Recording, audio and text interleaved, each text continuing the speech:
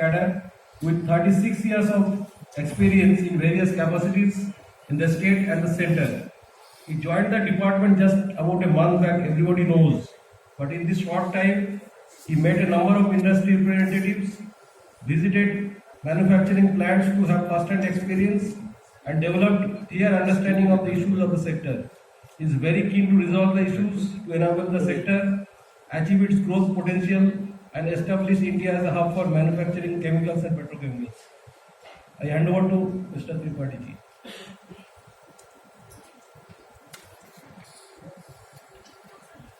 Good morning, Honorable Minister for Chemical and Fertilizer, Shri Sadanand Gowda ji, Honorable Minister of State, Shri Mansukh Mandaviya ji, dignitaries on the dais, leaders of the industry and friends. India is a growing, can you go to the first slide? India is a growing and liberalizing democratic economy with fast-paced economic reforms over the last 2 decades, has emerged as a force to reckon with among the major economies in the world. This is reflected in the fact that average growth rate of GDP annually has been more than 7% in the last 2 decades. Indian economy has been resilient. It has faced past crises admirably and come out unscathed with higher growth rates, which is reflected in the growth rates which it had immediately after the dot-com crisis or the financial crisis of 2008. The way the country has been able to handle the pandemic has been admired globally. We have not just handled the situation in the country, but we have become the manufacturing hub for the vaccine for the whole globe. In fact, this gives us further confidence that the country would be able to come out of the difficulties quickly. The resilience is further proven by various assessments which have been globally done. It clearly indicates that be it this year, be it the year of 23 or 25, India is going to be one of the fastest growing economies in the world and most likely more than double at the global average. This gives us the confidence that we would emerge, we would come stronger like we had done in past. The growth in the past and future projections emerge from the policy reforms and inherent strength of the economy. Next slide, please. And is reflected in various global rankings, be it the improvement in the rankings of ease of doing business by 79 places in last 5 years, be it the improvement in global innovation index by 9 places and logistic performance index by 10 places. Some of the game-changing policy decisions include 100% FDI automatic route in manufacturing, rationalization and reduction in corporate income tax to 15% for new manufacturing companies and promotion of innovative practices in the country. This gets reflected in India emerging as the second largest startup nation, and there has been an increasing FDI inflows which amount to more than $470 billion since 2010, more than 65% of coming after year 2015. Accelerated urbanization, growth, and continued increase in working age population offers further greater opportunities. Please go to the next slide. The deep-rooted MSMEs and India's standing as one of the top manufacturing countries and valued nation brand in world has put India as one of the most sought-after destinations for greenfield FDI investments. India, as a country, is one of the largest producers, be it steel, the pharmaceuticals, the cars and the chemicals. The chemical sector plays a crucial role in all walks of life. India ranks 6th in the world and 4th in Asia. We happen to be the largest manufacturers, 2nd largest manufacturers and exporters of dyes, and 4th largest producer of agrochemicals. All this clearly indicates the strength and the future potential of the sector. Indian chemical industry market Please go to the next slide. Indian chemical industry market has been growing every year at about 9% in the last 5 years.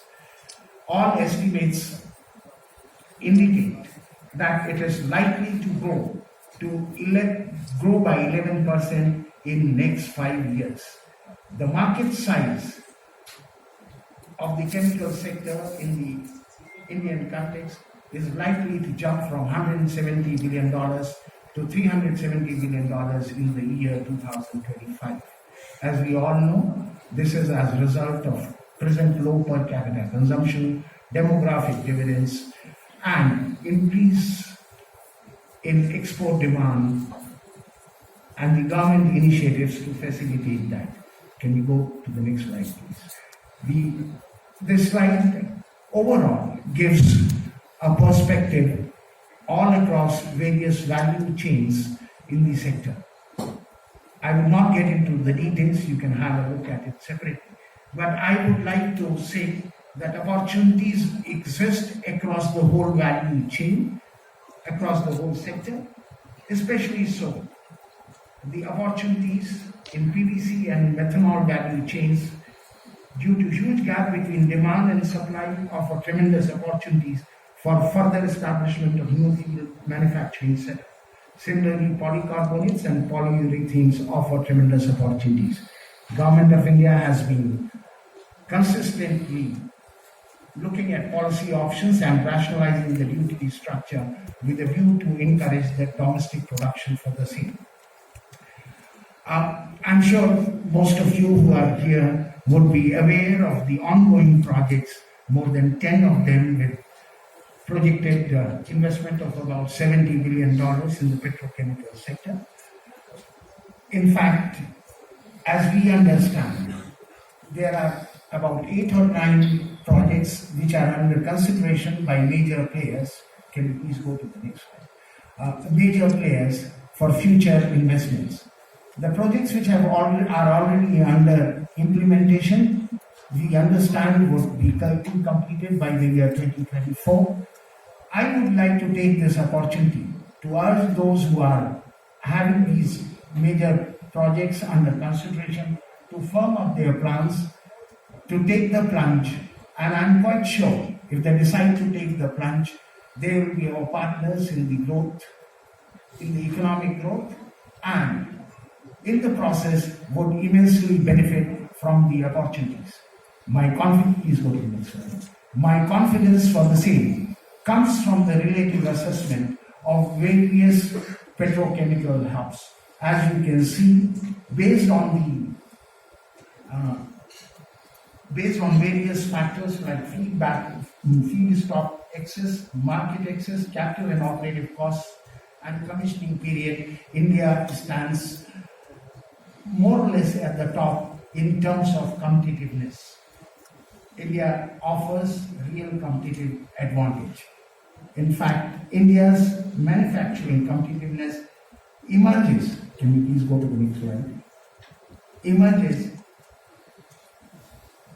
in view of the robust domestic demand, quality labor at competitive cost, reliable and objective regulatory and taxation framework, coupled with quality infrastructure and robust investment policies.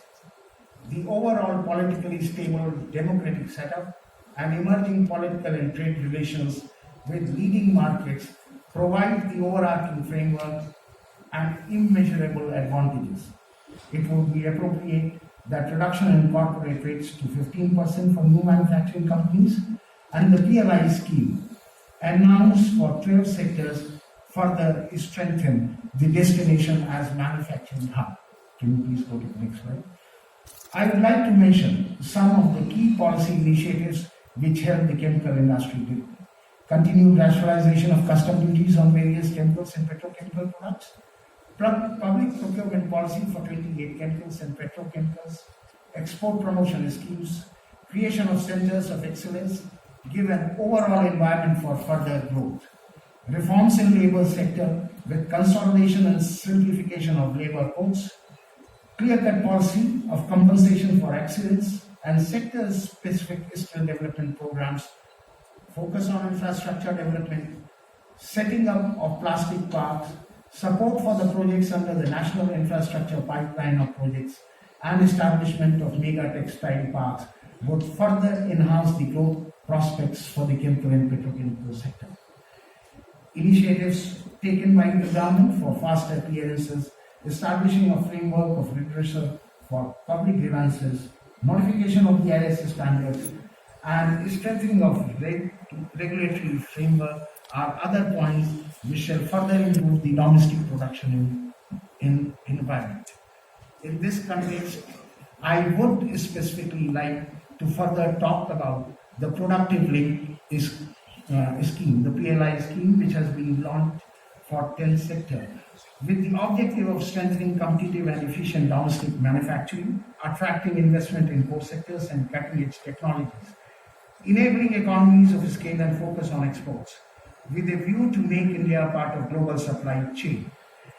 This has the potential of adding at least another $55 billion of production in next 5 years. This definitely is going to lead in quantum jump in demand of chemicals and petrochemicals like polymers, resins, fibers, APIs, bulk chemicals, paints, pigments, food additives, etc. In conclusion, I would like to draw your attention to the fact that India in 5 years has improved its rank from 142 to 63 in ease of doing business. And this has been possible due to initiatives taken by the government in facilitating the processes, having fast-track approvals and establishment of trade facilitating clearances and legal systems.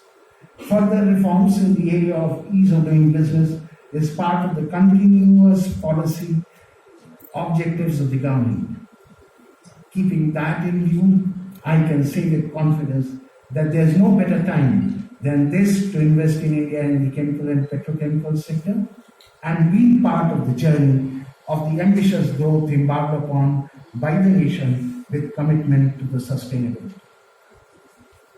Before I conclude, on behalf of the department, I would like to thank you all, those who have joined here physically, those who are connected virtually, for having taken time out to join us here.